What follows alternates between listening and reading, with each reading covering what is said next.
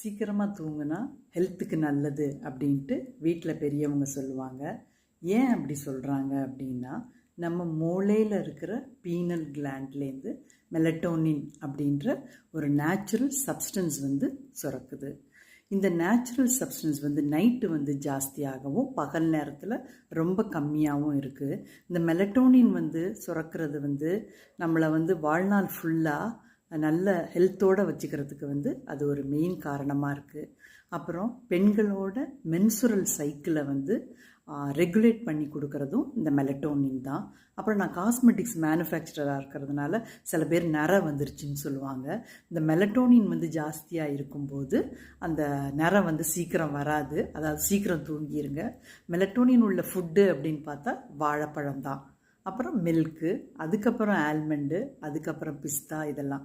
So milk நிறைய எடுத்துக்கோங்க, வாழைப்பழம் சாப்பிட்டுக்கோங்க.